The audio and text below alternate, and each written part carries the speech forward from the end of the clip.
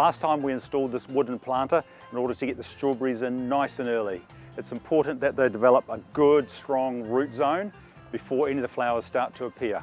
However, if flowers appear too soon, pinch them out because you really want a nice, sturdy plant that's going to support a lot of fruit for you. The wooden planters at our houses work well for us. They're light and they're cheap to make. 1 metre 100. But if you want a bigger range of planters, they're here. We're here at Church Street Garden Central in Onehunga, Auckland, where there is a huge selection.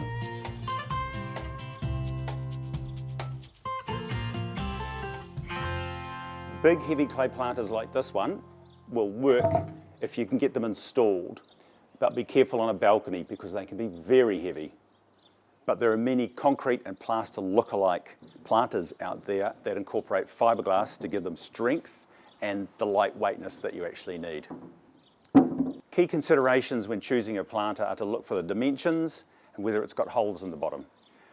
This planter at 400 deep is ideal to grow a big range of vegetables.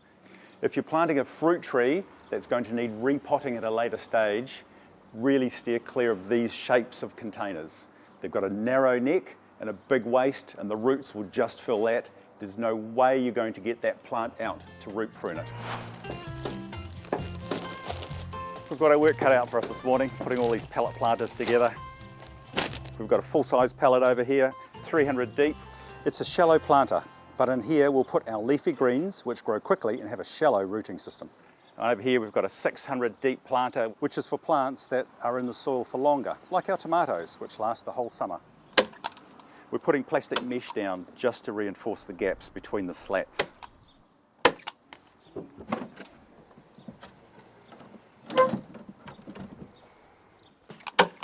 Now we're lining the pallets with black plastic for longevity, and for a neat tidy finish we're doing a fold at the top. We'll cut some slits in the plastic just to allow for drainage, that way it doesn't fill up full of water. Because these planters are so deep, we've decided to use recycled potting mix from a local nursery. It's a good way of filling up halfway with some inexpensive, good quality product. The recycled potting mix is probably going to be nutrient deficient, so we're going to add some slow release sheep pellets, which will give it a real boost. To top off the planter, today we're actually using Revital Grow Well organic potting mix.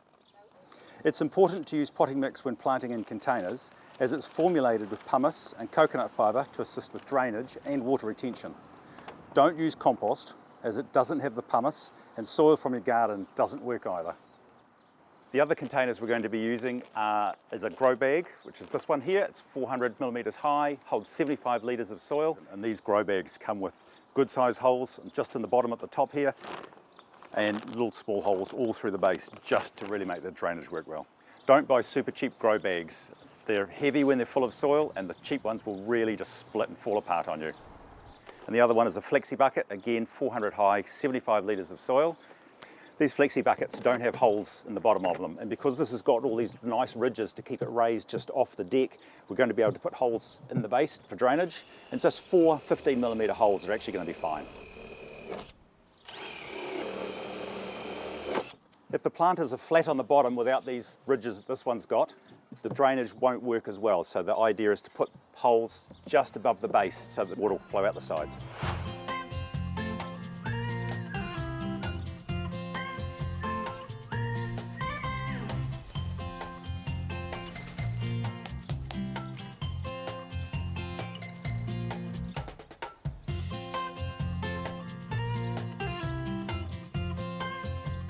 Our seeds have germinated and now it's time to prick them out. For this job we need bigger pots. The black ones are for the big plants like tomatoes and capsicums. The white 6-pack ones and the little jiffy pots are for the leafy greens. No difference here, just use what you can get or recycle.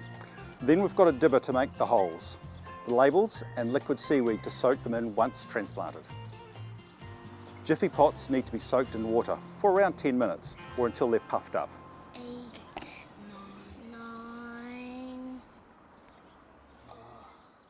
In the meantime, we're using our old strawberry pots to transplant the tomatoes and capsicums into, and they need sterilising. We add white vinegar to the water bath to do that. So what we'll do is put the pots in, and you just use that brush and give them a good scrub out on the inside, just each pot. Fill your pots with potting mix. It doesn't need to be sieved at this stage, as the seedlings can manage a chunkier mix.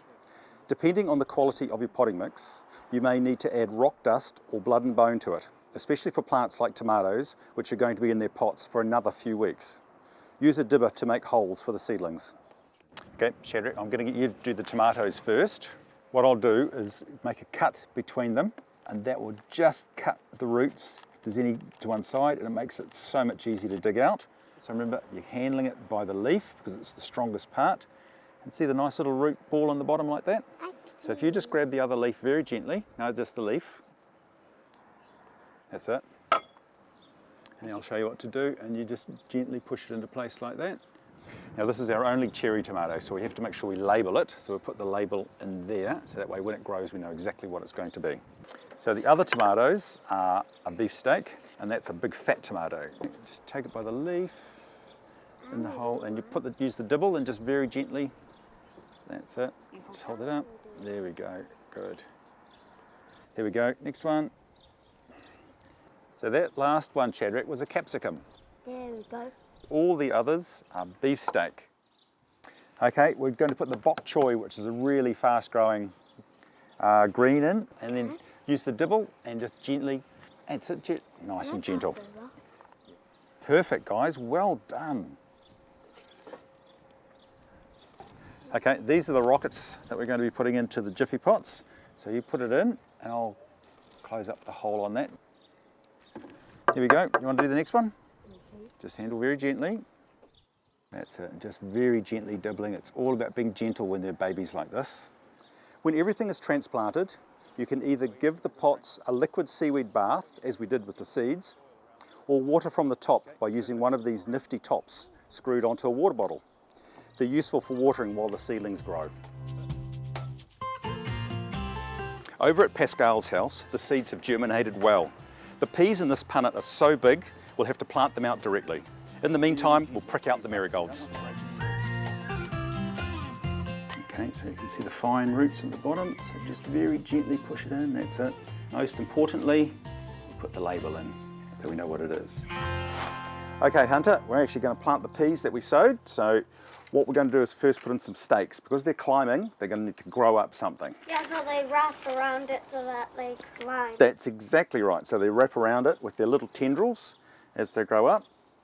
So what we do is we put the bamboo in like this. It makes a nice cross, it's called a cross base. And then I'll tip the peas out and you can plant them. Yeah. So what I'm going to do is put my fingers on the sides like this, Yeah. and then I can tip it up and they all come out nice and easy. And then we'll just put it here.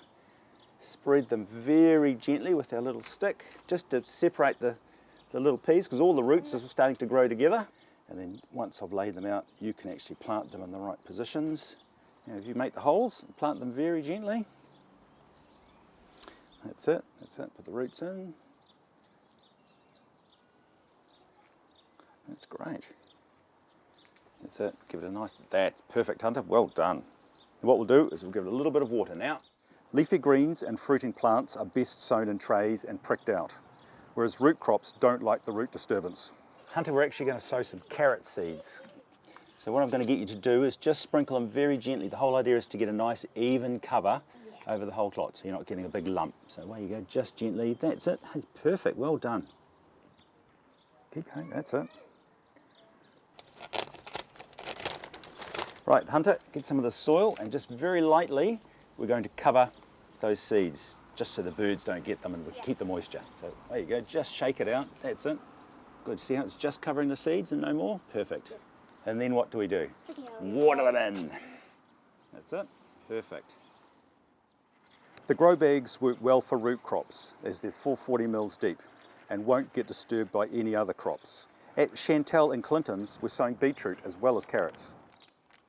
And speaking of root crops, it's time to plant out our chitted potatoes. So what we've done is filled it a third full of soil. So what will happen as the potatoes grow, we're going to roll the bag back up and keep adding the soil to it until it's all full of soil and the potatoes will start to fill the bucket, the bag, when it's ready to go. So what we'll get you to do is to put 5 around the top of the bag. That's it. Put it in place. Next one. Great. Next one. So I'm going to sprinkle some neem granules around, which is a good soil improver, and it wards off for psyllids which affect tomatoes and potatoes. Right, we'll top it up with some soil.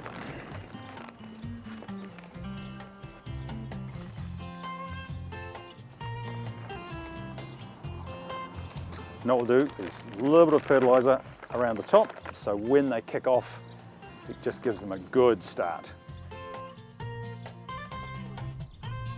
Citrus are the best fruit trees to put into containers. Quite often they're on dwarf rootstock, and for this family we've chosen a mandarin and a lemon tree. So we'll put our good organic fertiliser around the top, and now we dig a hole to put the plant into. And we want the hole obviously slightly bigger than the root ball. So when you're taking it out, just very gently tip it upside down, supporting. If there's excess soil, tip it in, mix it in, and put it in very, very gently. Firm it into place. You don't need to tease the roots apart or be rough with it. It's all about being gentle. And we'll just give them a final water, just to get all that potting mix firmed in around the roots.